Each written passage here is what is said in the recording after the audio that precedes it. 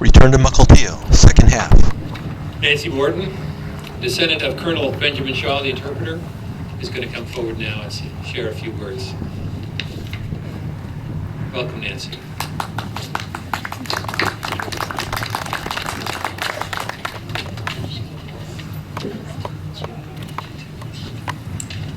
Take these off now. I'm supposed to wear them, they say. I want to thank you all so much for having us here today. We're looking forward to tasting that wonderful salmon that you have told us so much about. I don't think I've ever tasted salmon that comes from the hands of an Indian that has done it with her own love and caring, and it'll be a joy. I represent a family that are here today, and they're sitting back there, and I have my sister with me. She is very interested in the whole meeting today, as well as having followed a lot of history with me over the years that I've been struggling to find my grandfather. So I wanted to have Janet stand up, Janet Nelson Thompson. And with her, she has brought her two daughters, Gail and Julie, and they are the great-great-granddaughters of Benjamin Franklin Shaw, who was born in 1829. So I know some people, especially maybe Amy, thought that I might be older than any of your elders here today. And I'm getting there, but anyway, it's a great pleasure to be here. And I brought this along, and I thought, well, I hope nobody minds, but I thought you might like to see him in his glory when he wore his buckskins. And I made it big so that you could see that he was kind of handsome, even as old as he was, and he must have been close to 89 at that time. So there you are, with a little idea of he is in the first picture. And the second picture is what he looked like when he served, we think, earlier as the interpreter for Governor Stevens. And so we are looking forward with joy to meet the family of Governor Stevens and others that we recognize the names of as they've stood up here and told you so much about their family and their background. And he came out here from Missouri, but his family came out from having arrived in the United States way back in probably the late 1600s, maybe early 1700s. And they came through probably Maryland, but there's a little bit of discussion among all the Shaws, and they aren't very sure of that, but it appears he might have been indentured, the first Shaw, and served maybe 6-8 years because they fought in a war in Britain and nearly won it and took over the government of Great Britain. But they lost at Preston, and they probably came on a ship, very awful old ship, and they chose that over going to jail in a British prison. So that's their history. And so then they came to North Carolina, and then our branch of it came to Tennessee, and finally arrived in Missouri, where they stayed for about 30 years. And my grandfather was born in Missouri, and he came on the Oregon Trail with his great uncle being the leader of the whole of the Oregon Trail group that left in 1844. And then he came, when he got here, he was a boy of 15 years of age. And they came across and landed in the Dalles and had to wait a winter. It was so bad when they got here. They spent 7 months on the trail. And during that time, they met many tribes and received a lot of help from guides to get them through. That was the second wagon train. And I often thought about that trail, and then I found it somewhere that it said that it really wasn't the Oregon Trail. It was really the Indian trails that they followed. And they were very clear. And so that's what really got us here, and we're thankful for that, because he did arrive safely, and so I want to share that with you. And then he became interested and went up to Fort Vancouver, and at about age 16 he worked in lumber up there. They had a small mill. From there he may have gone to the gold rush of 1847, where it was 1849, but they were there earlier than that. So that is their background. And then he left there and he came up to Tumwater. And in Tumwater, he started with 4 other men a sawmill, and later, about a year later, a grist mill. And that was what he worked at when Governor Stevens tapped him to be the interpreter for Governor Stevens. And evidently, when he was in Fort Vancouver, he was learning all that time the Chinook jargon, probably from some of the traders who were in Fort Vancouver with their skins coming in and out, and they spoke it also. It was the common language of most of the tribes, and I could be corrected any time and be glad to hear it. But we understand that this was a shared language that was about 100 words long, and that was the most helpful way that they could talk with the American English and some French, I suppose, too, and German. But that was how they could converse with each other when they were trying to craft the treaties that my grandfather had as his assignment. So he went from there to many of the tribes, time and time again, trying to explain, and that was his job. Between the English version and what the tribe wanted, he would take back, trying to explain to Governor Stevens' staff, and they would try and craft a treaty. And so that was his contribution. And from there, he went, he was given the lieutenant colonel rank, and as a militiaman, he was really representing the state of Oregon, which was really the territory of Oregon, as we call it in Oregon. And here today, you say the Washington Territory. And we called it the Oregon Territory, we still do. And it was one and the same. And it wasn't until later when Oregon became a state that was separated in everyone's mind, I think.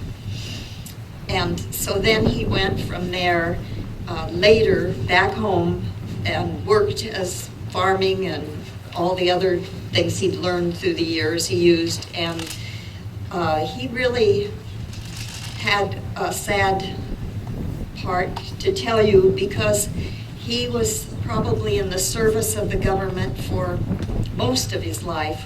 We don't know exactly how many years, but he served in the state legislature for Washington. He lived most of his life in Olympia when he wasn't traveling to do these treaties. And he really was worthy of some kind of help at that time for giving up with all those years and some income. And so he became interested in what was going on with the people of the territory, and he was finding that no one was really getting their pension. They were getting a part of their pension, and it depended how Washington wanted to approach it. And Washington, meaning our government in Washington, D.C., approached it from the very technical side, and so they actually only gave them about, some of them got 2/3, some of them only got 1/3 of their pension. And so in his later years, because at that time they weren't paid by Washington State, they volunteered to serve their state. And that was true all over the United States. My other side of the family, they served in the Oregon legislatures, and they weren't paid. That was all part of your responsibility as a citizen, to serve your country. And so they did with great pleasure. They also, which you'll be interested in, did not stay long. They traded off with other people. So they didn't have term limits. They didn't need them because they really were happy to share that responsibility. And there was no election, none of this kind of thing that would be a burden to everyone today. So he died rather poor, really very, very poor. And my father would often say that it was the saddest part of his life. And you wonder how come we're here today as grandchildren. Well, my father was 42 when I was born, but my grandfather was, we believe, 69 when my father was born. My sister and I dispute that a little. I often heard 74, but she thinks 69, so I'll give her the benefit of the doubt. She's a much better mathematician than I am. So what I wanted to share with you today in speaking about reconciliation were some of his words. And I thought they were very, very, he wrote this at the request of Governor Meade, who I believe was he followed Governor Stevens, I believe, directly. I don't know if there twice. Okay, there was a man in between. I'm not sure. I couldn't find that man's name, but I could have worked harder at it too, I think. But anyway, Governor Meade requested of that. By that time he was Colonel Shaw, and he probably was in his 50s, 60s, somewhere. It says here only Olympia, January 8th, and it doesn't say what year it was. So, but he said, in the first place, the government had permitted its citizens to take up and appropriate the citizens' lands. And he was speaking of the Indian people. And he said, they took large tracts of land within the Indian territory without asking the consent of the Indians.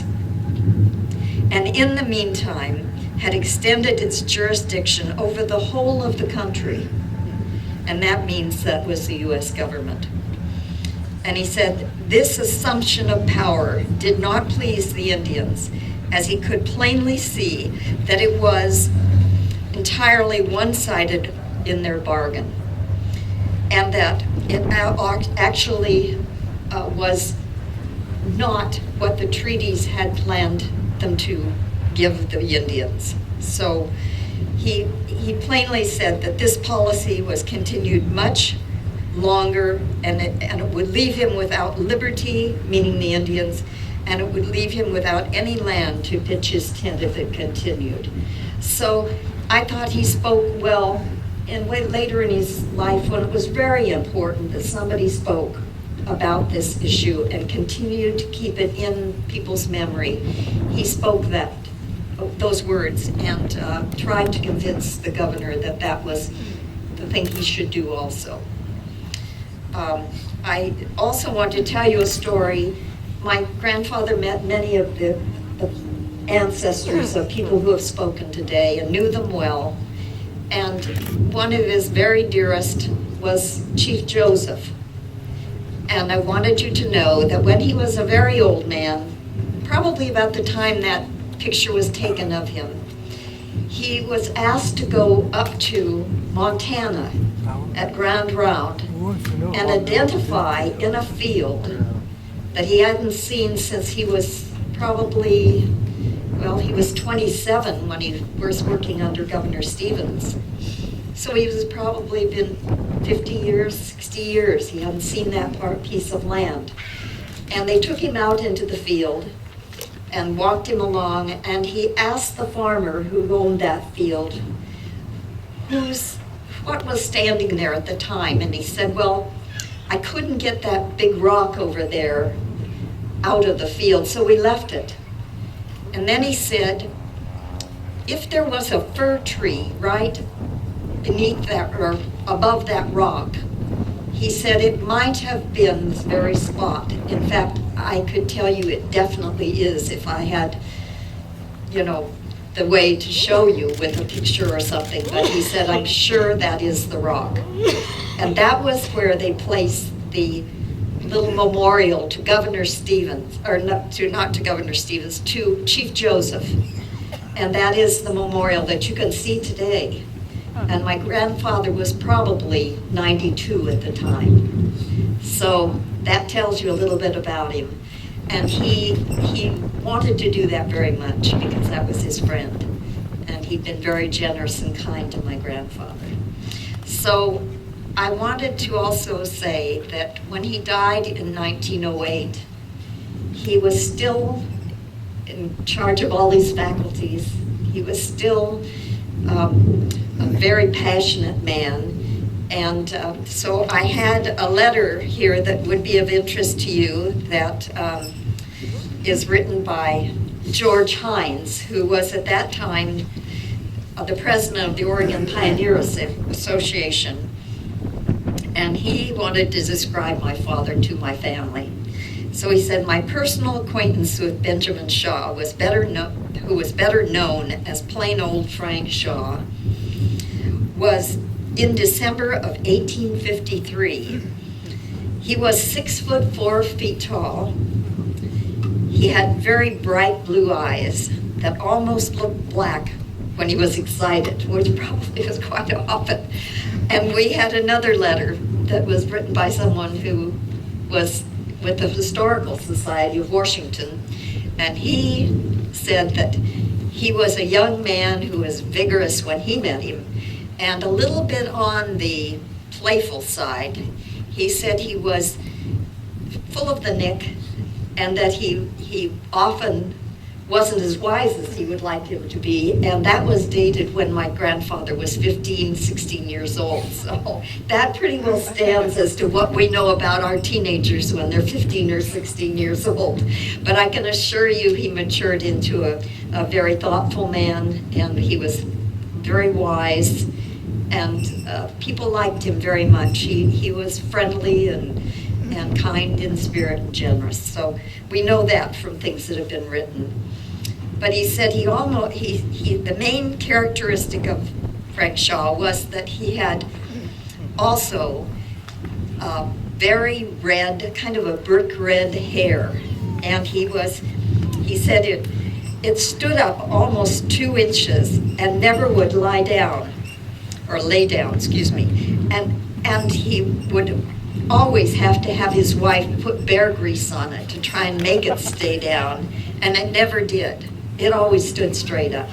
And of course, many of our family members have rather red hair, or did when they were young, and my blonde hair is gone now, but it's blonde when I was born. Fuzzy blonde hair, bald, of course. So I guess that's where I got it. My father was very red-haired, but not quite as brick red. So, we all had this trait. And I thought you'd be interested to know that his wife, when she told this story, looked around at her husband and he smiled warmly at her. So he must have admitted that he had straight hair that stood straight up. We didn't get to meet him. We're very sorry we didn't. And we would like to say that we also can feel your pain. We also felt pain for him and for the other settlers, and to the people who had to govern. I can tell you that a lot of the orders came out of Washington from all the reading I've done, and they were not very sensitive to what Governor Stevens told them or any of the pioneers. And so they did what they wanted to do, but the job was to carry it out. And that was where the pain comes to all of us, because we do not feel it was ever fair. And we want to ask you today to try and understand that we share it with you. Thank you for listening.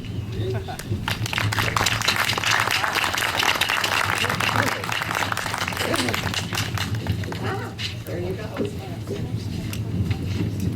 Very good. Do you want me to give you some water? Thank you. Go ahead.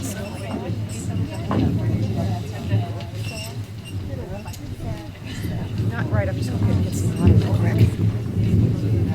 Thank you for coming.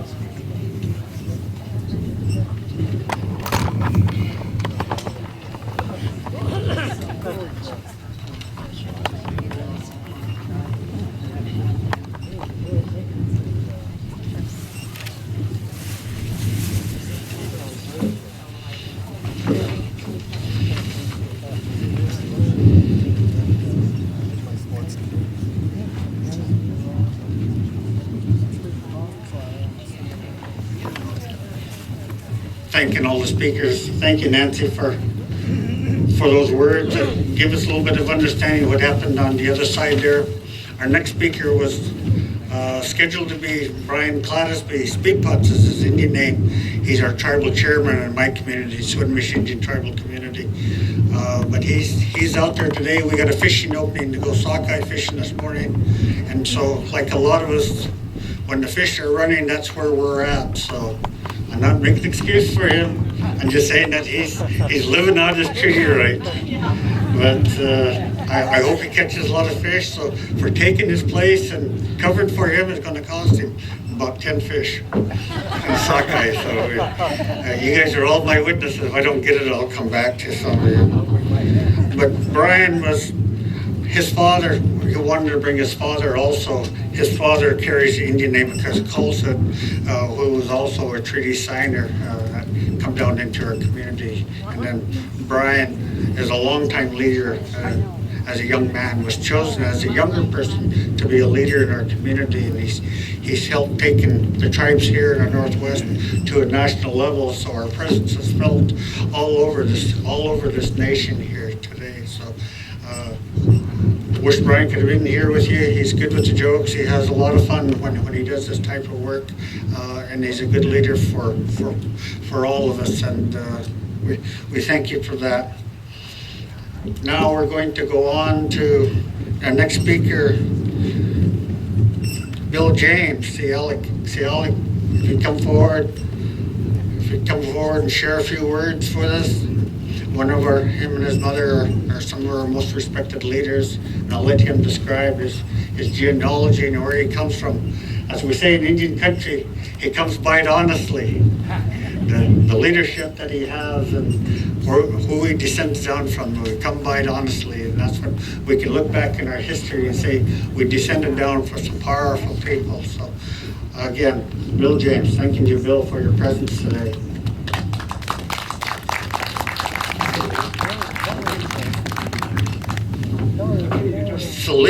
Salik.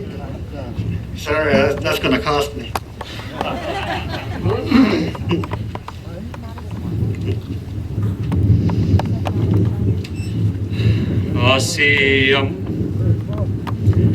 CIO. Arkansas and a Haishka. That's a Wanasia Astala. Nischacha. Arkansas and a Haishka. It's a Nasal Okla, a Tiasquile. Nasal Okasla, La. It's a Will Mokasla. It's a Quilanitum, Asla Tiasquile.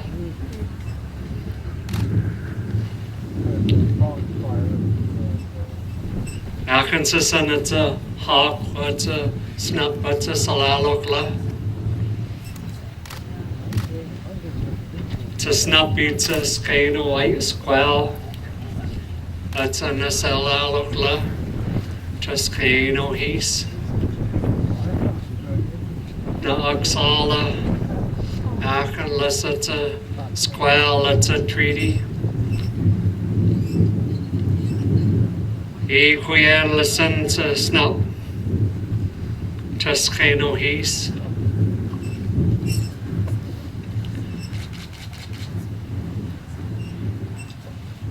Natan, Suquamish, Natan's Tan, eats a Mukl-te-oh Penalicut.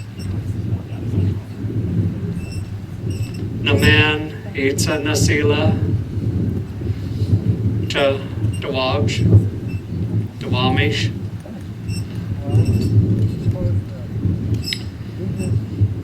Nasila's Tan, Khalewit, Suquamish. It's a Khalewit's Tan, it's a Tsiluk Nasna. Tsiluk, it's a Shayas Letter Tawatut.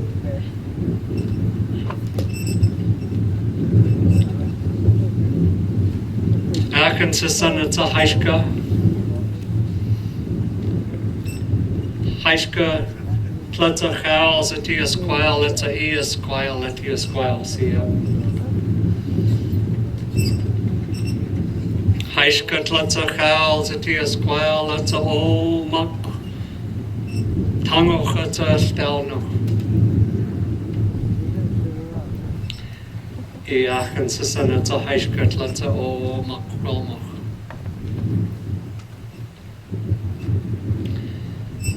Queen listen to Salalokla, no Oxala. To Oxala Akens, to Snap, that's a Peepa, it's a Wellmock signed la, it's a Point Elliott Atla. E Akenless, no Oxala. It's a Hullanitum out to Nongets, it's a Hullanitum. Ta Wellmock Squell. Ta Hullanitum out till Nonga Tata O Mak Wellmock Squell.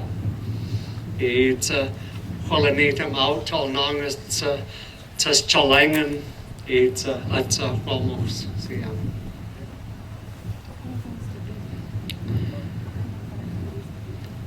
Huyan listen to Squell, it's a Nasalalo. It's a Noxala. Tash Huyam, that's a Estelno. E Hop, Tasquel, Cheshashwahwallux and Siam. We are the survivors of the Great Flood, is what those words mean. We are the people. E Akensisan, it's a Haishka, Tiasquel. That's a Skana White Squell. It's a Skana White Squell. That's a Sladite. Sladite. Queen listen, that's a Skana White Squell. Skana White Snuff.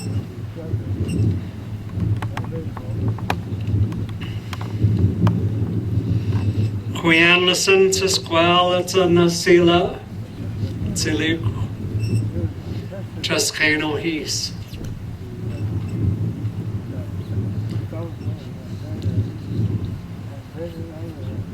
Na Oxala, Akensis, and Alp Maluk to Squell, Cheshashwa Wallux and Sia. Oh, well.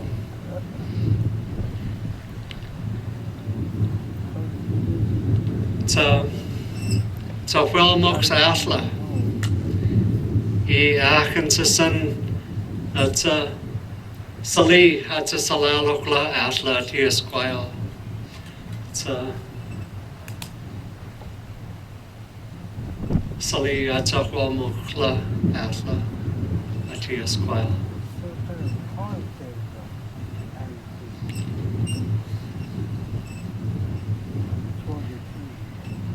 I could go on in the language. But there's a few things I would like to say while I have a moment. Remembering the words of my grandfather, remembering the words of my teacher, who we are and where we come from. Don't forget who you are and where you come from, are their words. Remember who you are. That's why I said at the beginning who I was. I come from these people. This is who I come from. I come from Duwamish, and I come from Lummi. I come from Port Snoqualmie. I come from Cooper Island and Vancouver Island. This is who my ancestors are. I come from all of these people. Don't forget who you are. You don't come from just one. You come from all the people. Listening to the creation stories of how we survived the Great Flood and came to be who we are, where we are today, is an important lesson for our young people to learn who we are. We never got these lessons when we went to school. Actually, I was one of the last few that was actually taken away to a boarding school. Physically taken away. I didn't realize it until one day it hit me when the BIA agent came right into my bedroom and said, "You're going to school." It really didn't occur to me in that manner that that's what happened. And before you knew it, I was on a train going to New Mexico, far away. A lot of us had these experiences in our lives, trying to disrupt the culture and the ways of our people. I studied the language with my teacher when I came back from school, my Oksala. This is where I turned when I came home, was to my people.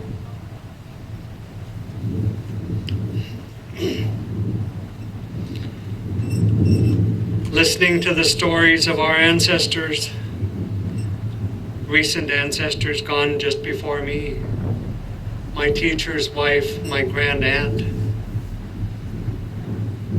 I used to pester her all the time. "Auntie, how come your kids don't speak the language or know their culture? Auntie, how come your kids don't know the language or practice their culture?" I kept this up for years when I studied.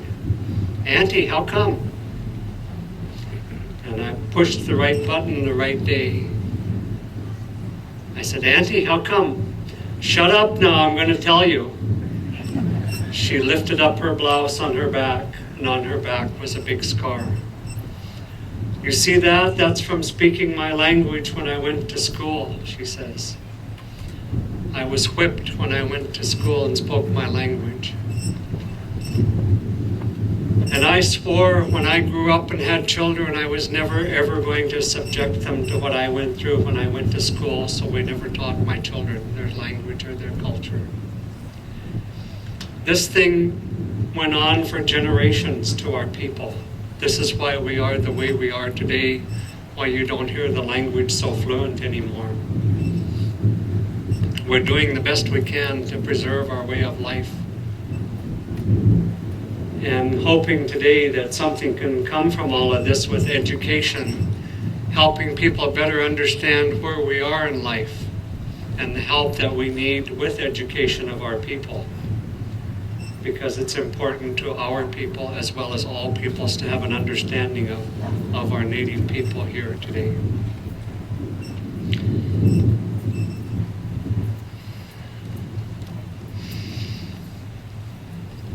I can listen to Squale. I had something I was going to do here today, but I don't know if I'll do it or not. But,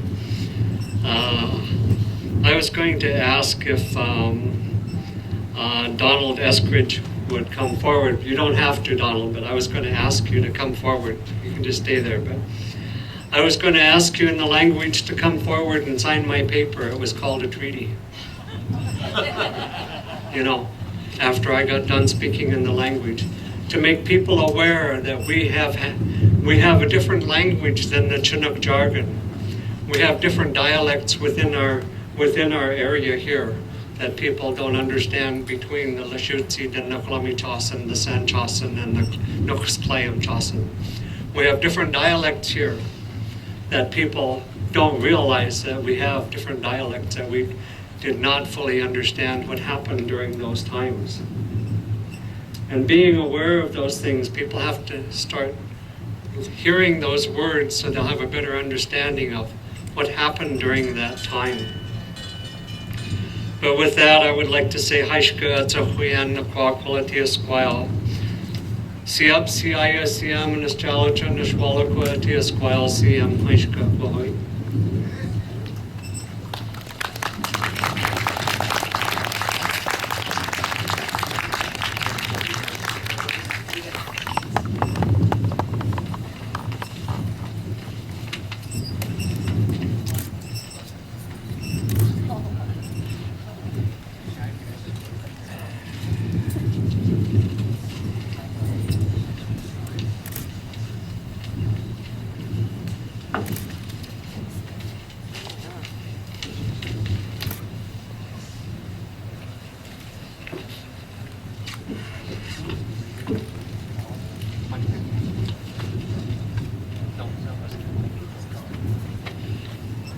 Thank you for those wonderful words. As our old people had told us as we were growing up when we were young, that there's no adequate translation of the spiritual and the traditional teachings that we have as Indian people.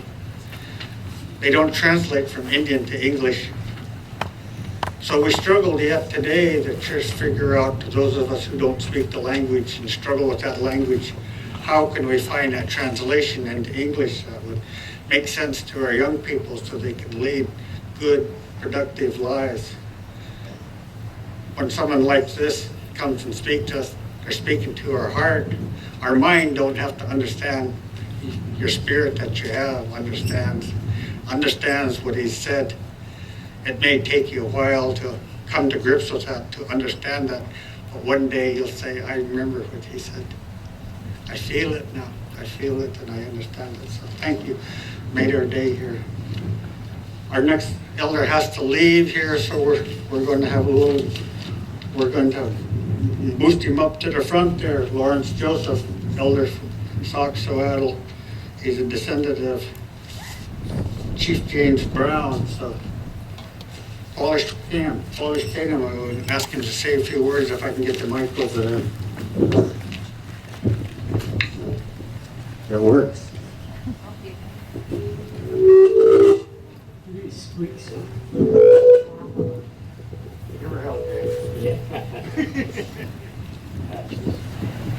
I thank you for this opportunity to sit and listen to the words of the tribal people that had signed that treaty and the people that voted up for us so we can continue to have that peace all our Indian leaders sought for. I think every tribe has that desire in their heart to walk in peace first. And that's what I heard from my dad's people, who is a Lummi, and my mother's people, who is Saukville people. It means river people in our language or something like that.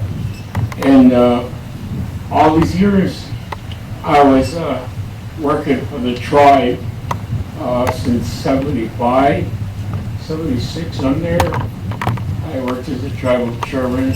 Maybe I was laid off for about 2 or 3 years there. And I had to sit on the benches while I watched people work. But during that time frame, I was in school. When I went to school in high school in Ferndale, and I got to a high school level, junior high level, and I was sitting there reading the history books, studying world history, studying United States history, but there was nothing in there written about the Indian people. It kind of discouraged me a lot there, because the only way the white people are going to get to understand this is teach them, their own people, white people teach their own people how we survived and how we lived and how we were willing to share the land. We weren't willing to covet the land. We were there to share it. In my time frame, I listened to my elders when the first white man came into the valley in Sauk Prairie. It was the Black Rose people, and my elders at that time frame were warned when the Black Rose people come into the valley, the Blue Coats or the Long Swords people are going to follow to make sure that you follow the Christianity teaching. And that kind of disturbed me quite a bit, because thinking about it, it was that was a word that came from other chiefs and other leaders. I always call it the Indian Moccasin Trail from the east to the west coast. Because my grandfather had learned about Christopher Columbus when he landed in the east coast with the 3 ships he had. But that's not mentioned here in our Indian people that do the word, that how it got here. But we were ready for them. So it's something, I think, that the treaty has a lot of ups on it, has some ups on it, but a lot of it's downs, because they're not teaching it to their own people. They're teaching, our Indian elders sat us down and told us what it meant to walk under that treaty. And I don't see it on the white side. I don't see it. What I learned from my grandfathers. So I'm very thankful I can say a few words here to you people. Continue on working this.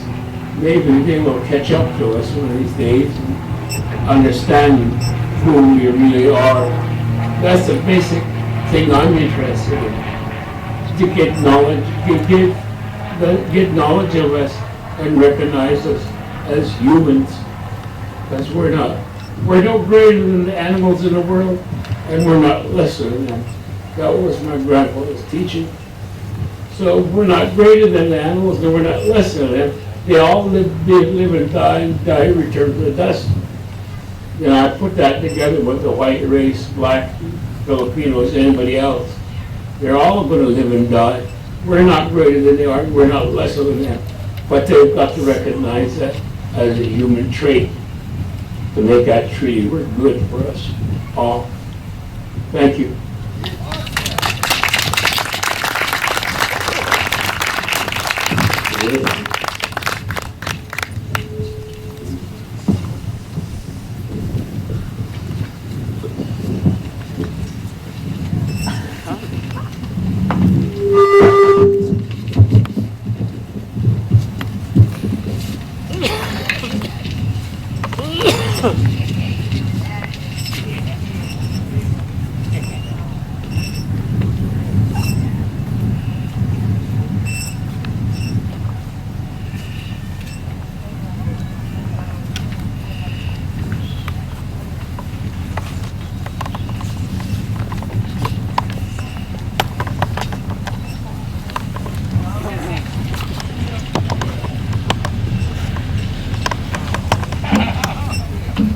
Thank you, Koash Cannon, for your presence here today. You can see that even though he's in poor health, that he felt it was important to be here with us today, and we can't thank him enough for that. For our next speaker, Jewel James, Tia. She's not butchering Indian names here today, but here's one of our intellectuals in Indian country, not only on federal Indian policy and the law, but the traditions of our community. One of our greatest spokesmen that we have out there of reminding people of what the treaty means to us as Indian people and what the responsibilities lie behind that. So I'll turn the floor over to ASEAN. Want to thank Lawrence. I know Lawrence Jr. is a leader, like his dad. The leaders that came here, our relative, Mary Lou, many times will say, we come from Chief Seattle's family, talking about his sisters. He wasn't an only child. Married into other tribes. That's our relative there, recognizing her. But she has relatives all over the place, all the reservations. My relative, Siam, Silik, mentioned in his speech, coming from childhood. That's our line. My mother's line, Thomas Jefferson, Point Elliott Treaty, but also coming from the line on the columns. We're taught as children to know who we are, to remember the story of where we come from. If I say to you, Ishla, Soyape, Soykara, Apanamiko, always calls Columbus Treaty. That's one of the versions of Chinook jargon Shaw understood. That's how he would have said it to Chief Joseph.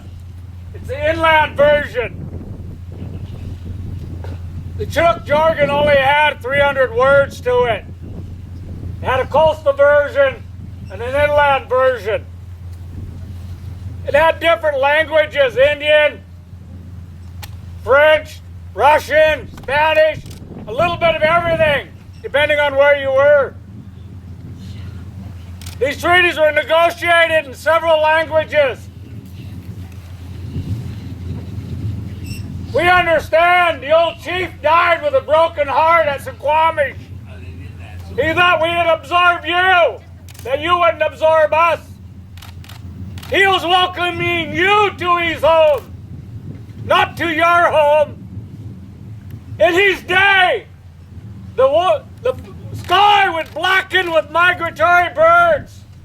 The waters were plugged. Every stream, every brook, every creek was plugged with salmon. Every rock on the beach had clams or crabs, bottom fish.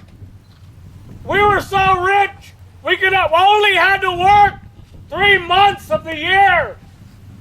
Then we spent 9 months in spiritual celebration. We were so rich, we compiled wealth to give it away so that no woman, no children would go hungry or cold. Our culture was a culture of giving and living with the earth. And now people mock us and say, oh, you weren't the noble savage you claim to be. It's because they don't understand our song, our dance, our ceremony, our traditional knowledge taught us a relationship with the earth itself, that we're children of the earth. We didn't own it, we couldn't give it away. We could only live with it and share it, to protect it and cherish it. In celebration every year, by giving more and more to someone else so that they may enjoy an easier life. My mother's line comes from the Kalalams and the Sammamish and the Lummis. My father's line is Lummi and Duwamish and Snoqualmie. We're proud of the ability to be able to go back through the generations to learn who we are. Our elders expect us to remember, to stand up, and to speak with honor and integrity. Amy was saying, I hope you don't make any elderly ladies cry today.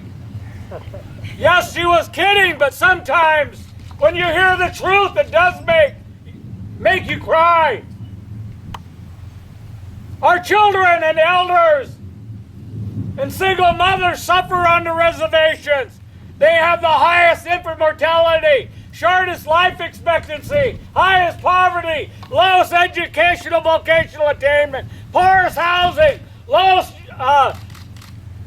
highest unemployment and underemployment.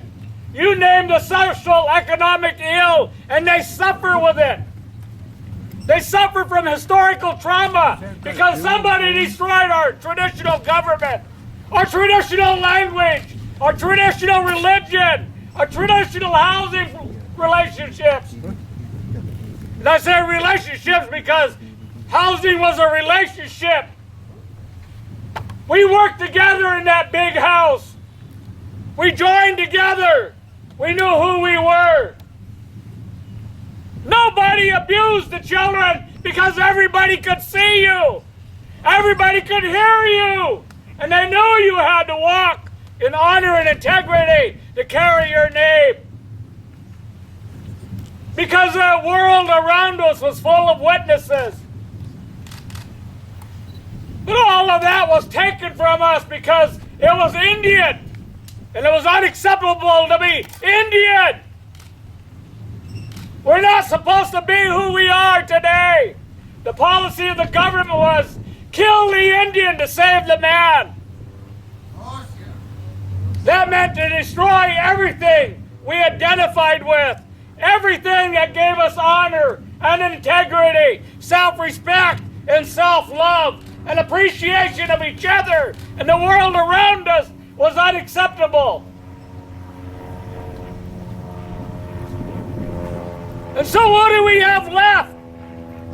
Children that turn to drugs and alcohol, that suffer multiple traumas, that would rather die than live in the world that they're born into.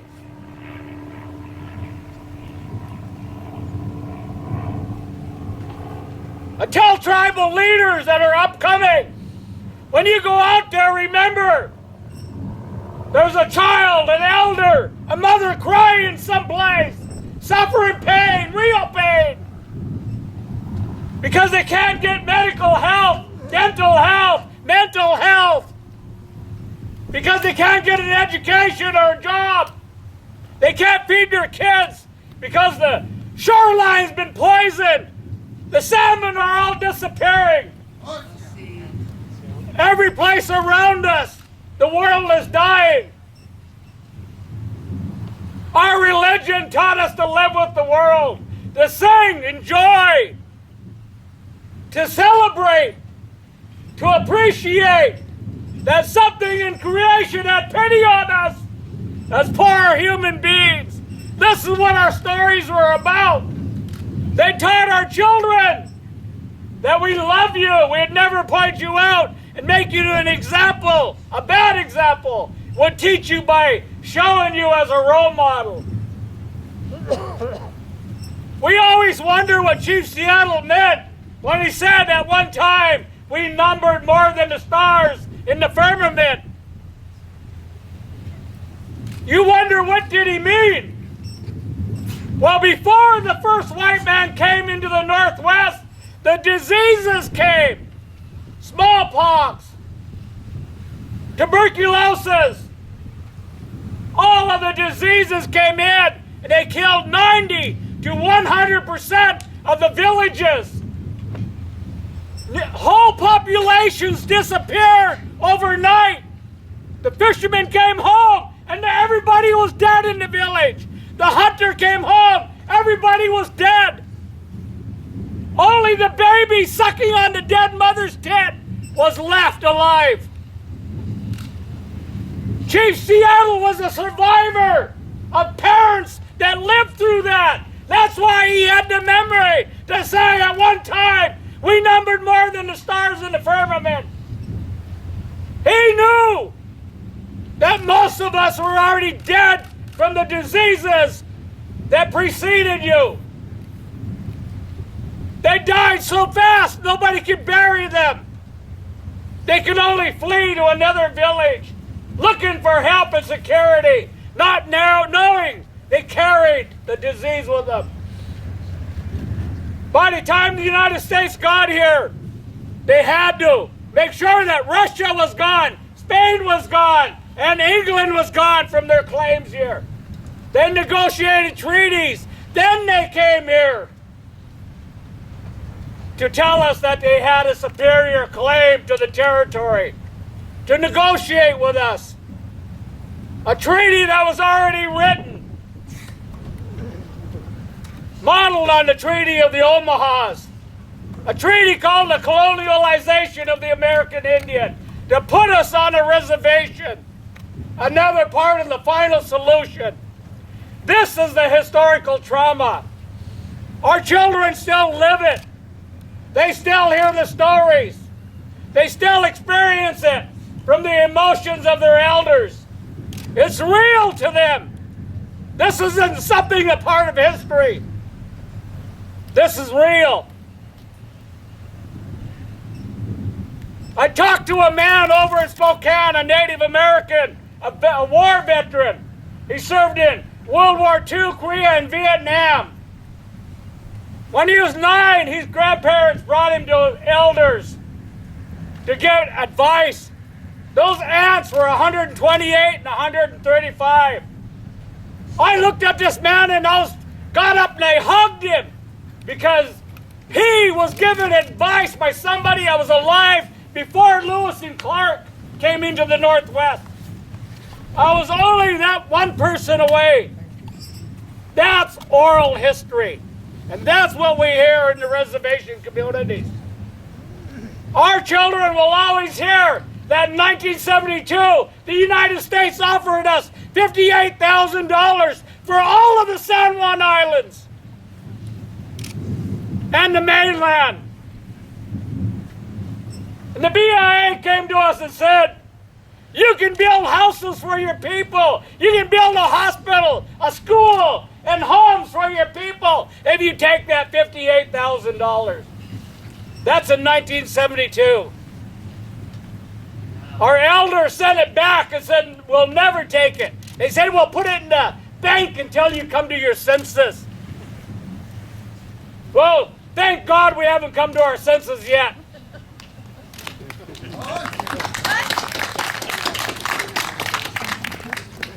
We like to believe. We like to believe that we all have a mind, body, and soul. And there's a teaching. The day you're born, and that when you take that first breath, that was sacred. And if God's willing, your last breath will be sacred. And in between, the challenge of life is to make sure every breath you take is sacred. And your word can only be given through the sacredness of your breath. That's why the treaty must be lived up to. That's why the promises have to be taken care of. Haishka.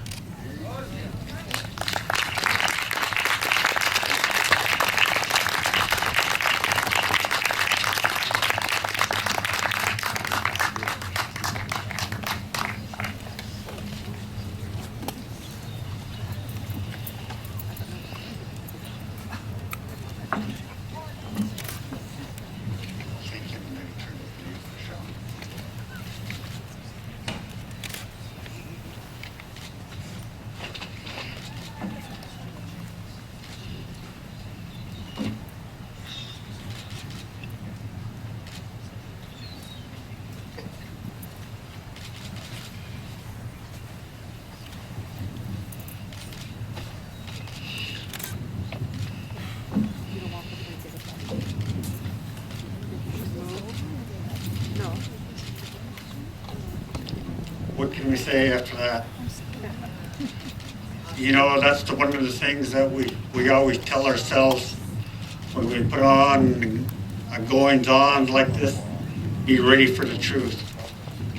That's what we tell, that's our old people always tell us, be ready for the truth. Especially if we're talking to the Creator or the Spirit. The Spirit never lied to you. Thank you for those words that brought out so much. I think that we can take it home and think about it. It's an example of how strong we are. But you hear of all the tribal speakers today, we've always said that we need speakers of all different sorts. We need the strong ones. We need the ones who have fun. We need the ones who are serious. And we need the ones who can speak spiritually. We need them all for us to be complete. And you heard a good example of many of our speakers today. James.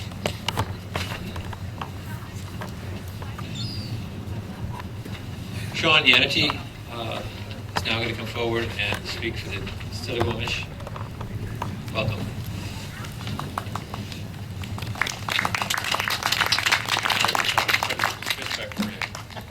I just tell Larry I'll try to get those fish back for him.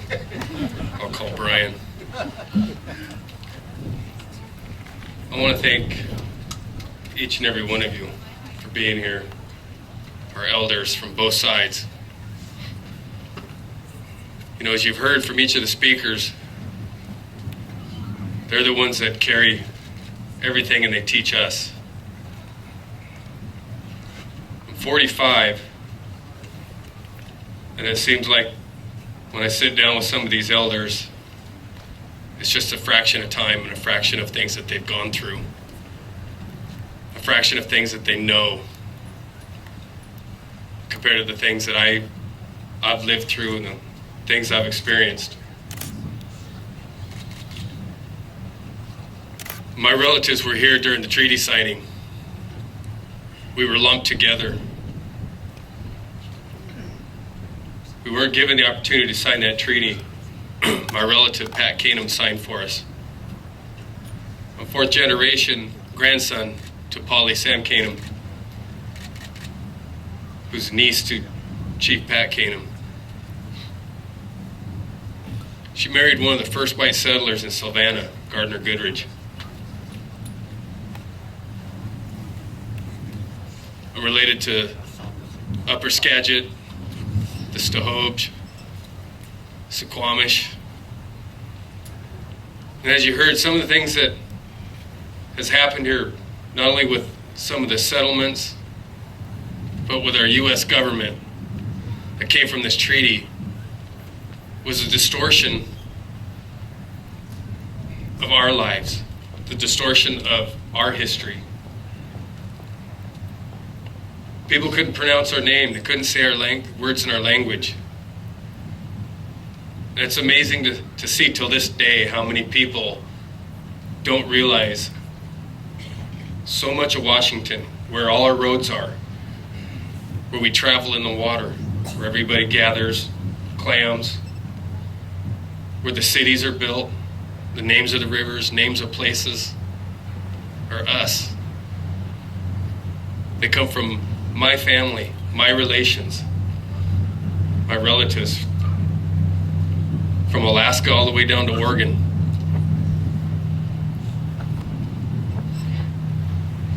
And after the settlers came,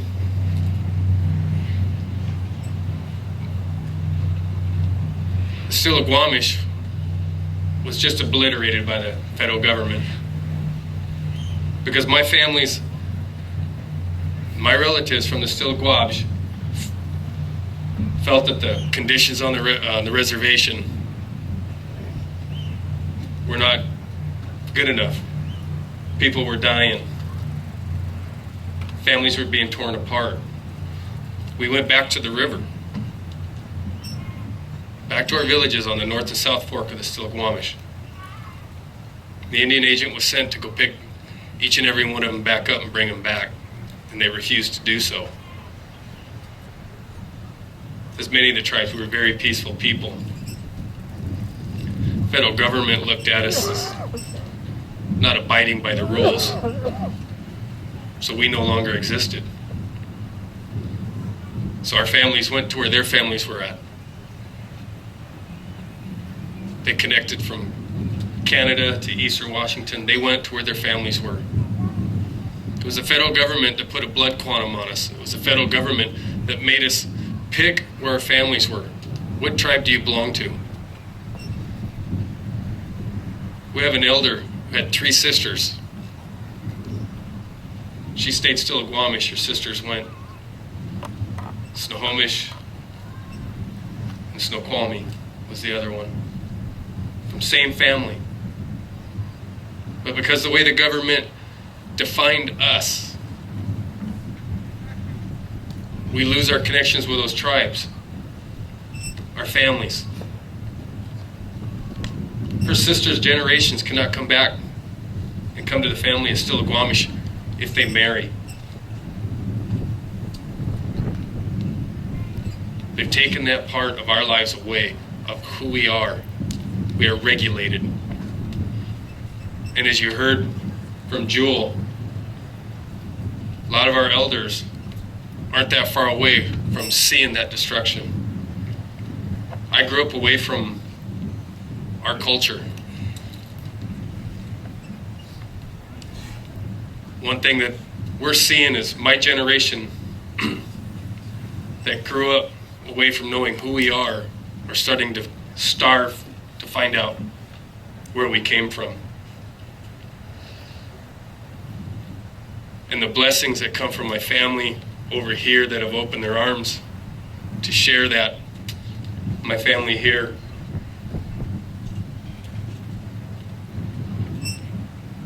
They told us, find the Indian in you, and those gifts come back.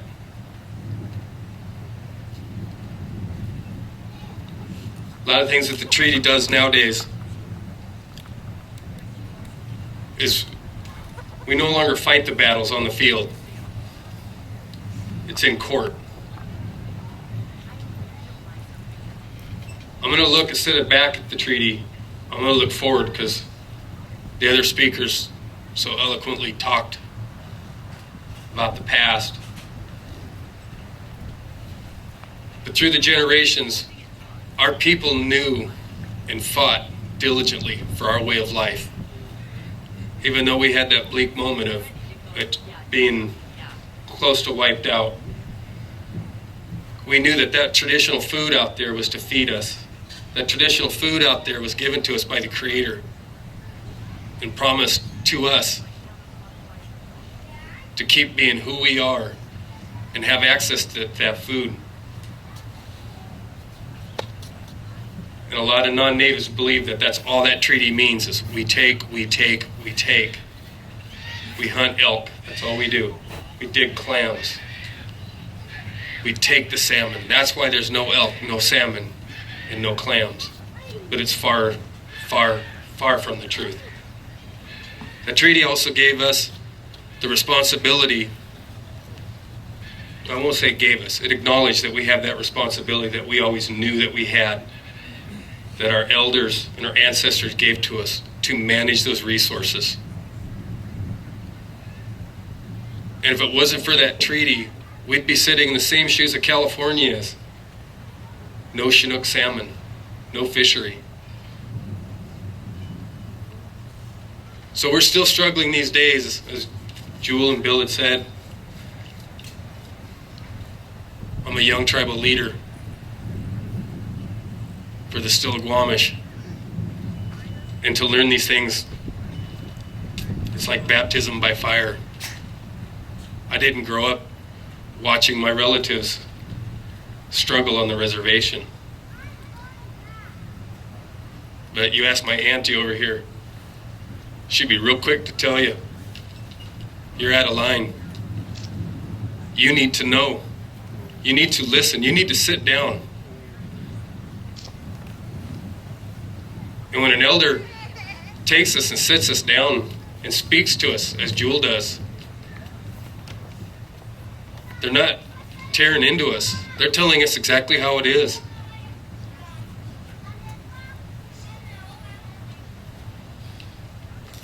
So I want to thank each and every one of you for being here.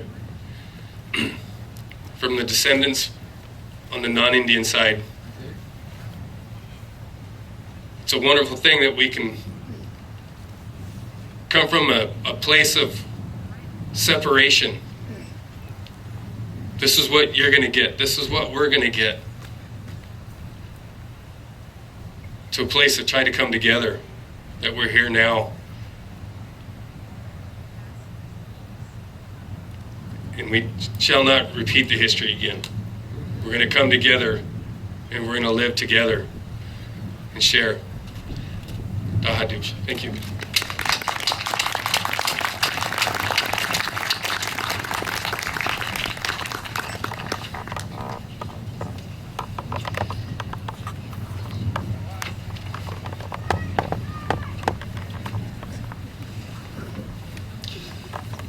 Tina Jackson is now here, so I invite her up to come and speak. Tina Jackson from the Suquamish tribe.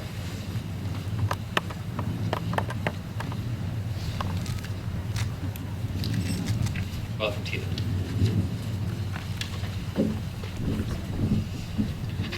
Like I'm supposed to be talking into you, but this works.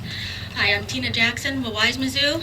My mother is Frances Jackson. She's here. My father, or Francis Solomon Jackson. My father is Henry Jackson of Suquamish. My family, both my families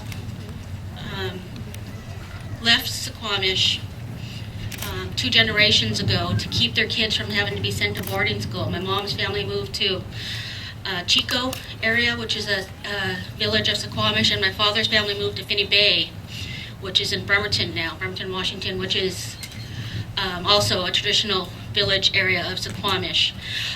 So I was fortunate enough that my families left the reservation and they were allowed to stay. They were allowed to learn from their parents and their grandparents, and I got to learn from my great-grandparents. My great-grandmother on my father's side, Cecilia Jackson, was on one of the last whaling hunts at a macaw.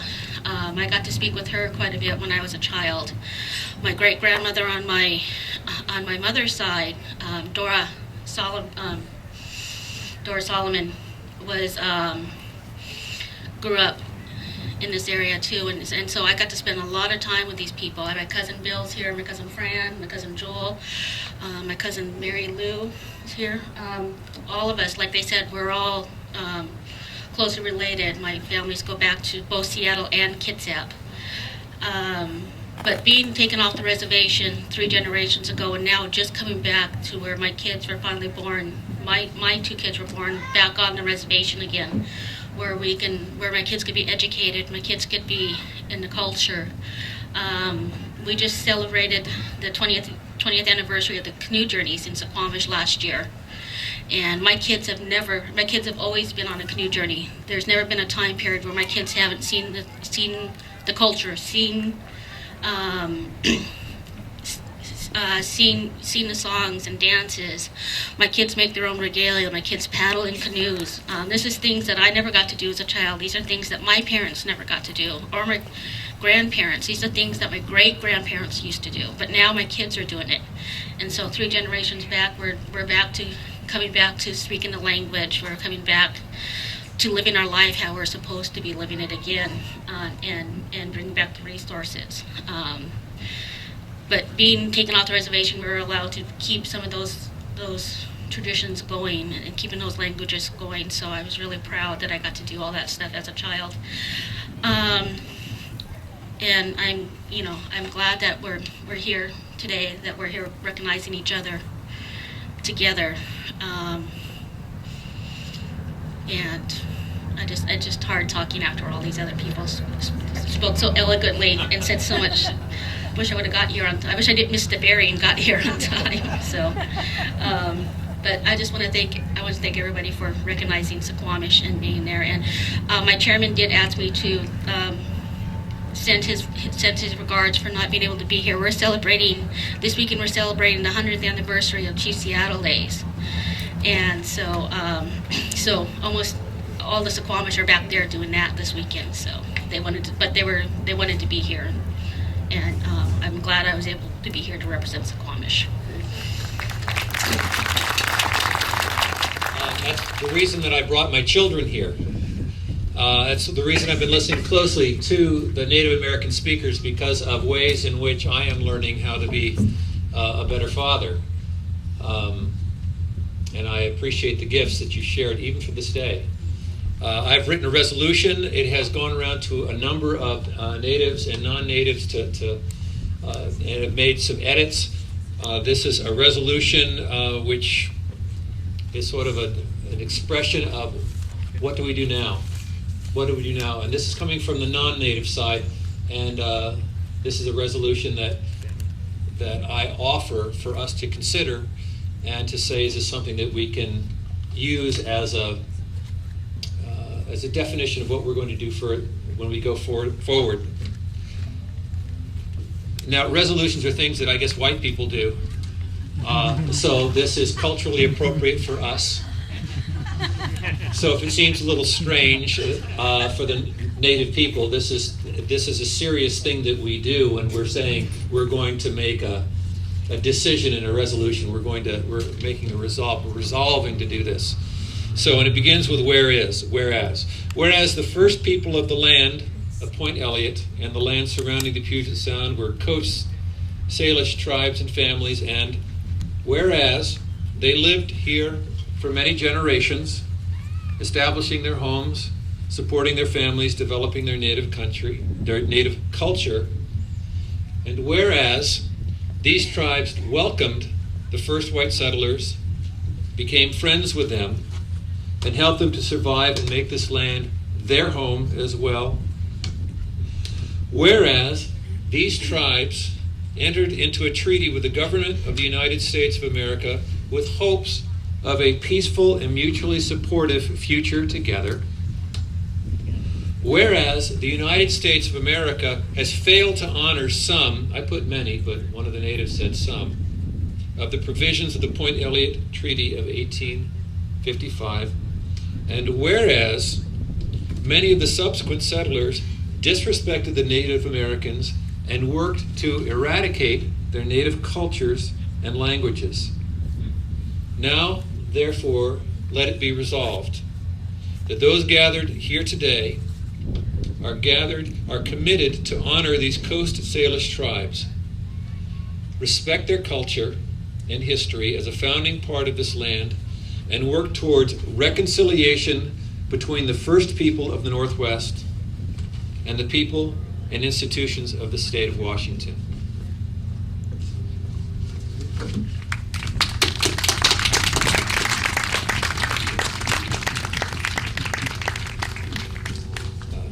Amy?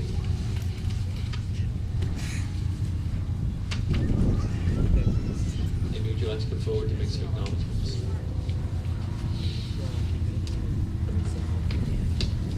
Well, hardly know what to say after hearing everybody today. And Jewel did make a younger lady cry. So many people I want to thank, but first of all, I just need to thank the Creator, because the Creator gave me this vision for this gathering about 3 years ago. And I remember when I started sharing it with people, they said, that will never happen. That will never happen. But it's happened, and here we are today.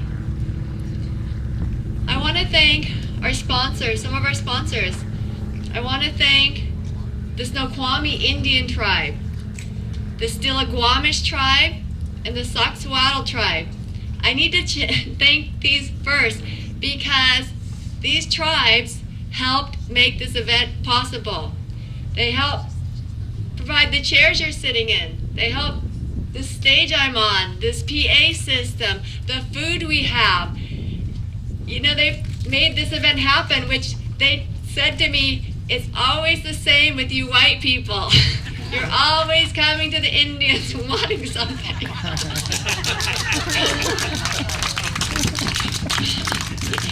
But you guys made it happen. You stepped forward. My hands are raised to you. Thank you. Next time it's on us.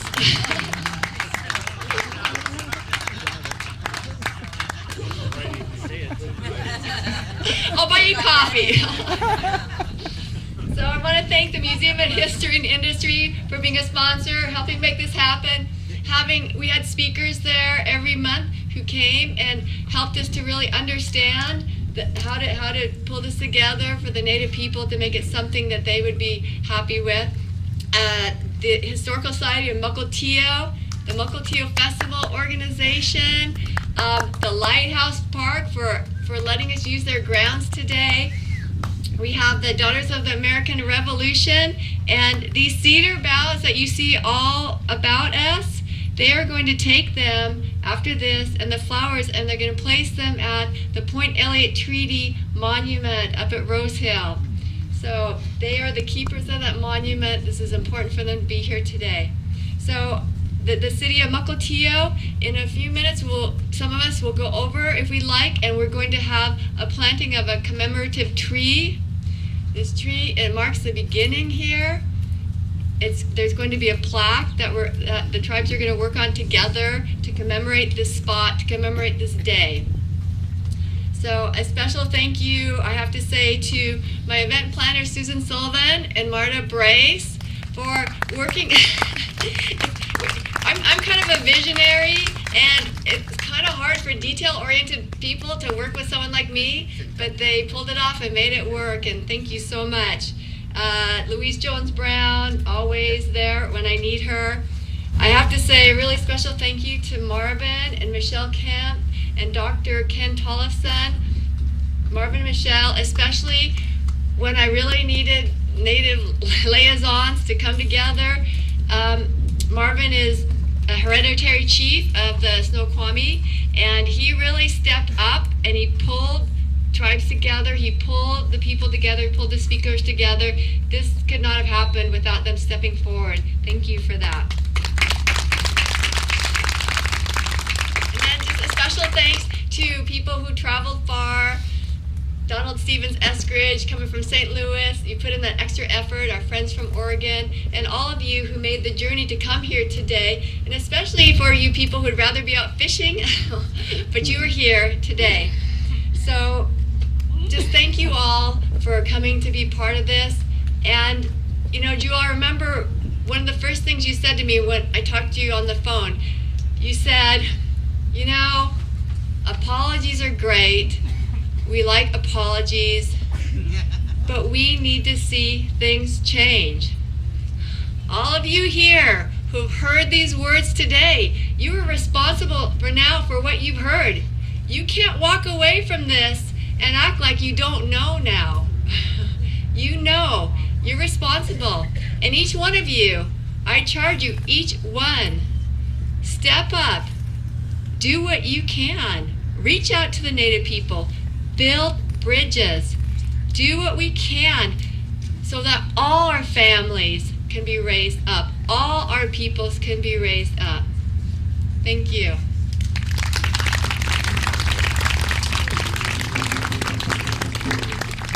So God, creator of us all and of this beautiful land, we ask your strength to make, to fulfill the promises and the good intentions of this day. Without you, we cannot do good, but with you, we can do all things. We thank you for this new partnership. We thank you for the partnerships that this is built upon.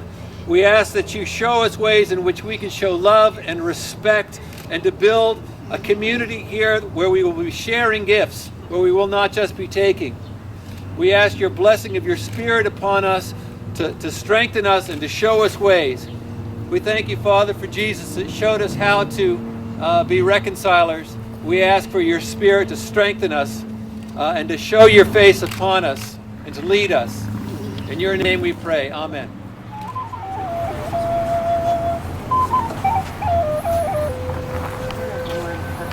This event is meant to commemorate the intention of this ceremony to bring everybody together, and the purpose of the tree is to point out the unity. Thank you, Susan Sullivan, Event Executive. In addition, we can see here Amy Johnson, Descendant Committee Chair and Event Organizer, Representative John McCoy, John Petroff, MHS President, Shelley Birch, Snoqualmie Chairman, the Snoqualmie Dance and Culture Group, Chris Summit, MHS Historian and Performer, Chief Martin Kemp, and Jewel James, Galvanizing Intellectual. Not only the Point Elliott Treaty, but it commemorates today, this day of new beginnings, and this tree will be planted and will grow, and when you young people, this tree will be here when you're older and you can come and you can remember this day. 2010 Point Elliott Treaty, Pear Tree Planting Ceremony. Amy Johnson, Descendant Committee Chair, Event Organizer. Chief Martin Kemp, Snohomish. Shelley Birch, Snoqualmie Chair. Leader of Snoqualmie, Music and Culture. John Petroff, Mukilteo Historical Society President. Chris Summit, Mukilteo Historical Society Historian and Performer. The young and the old working for the future.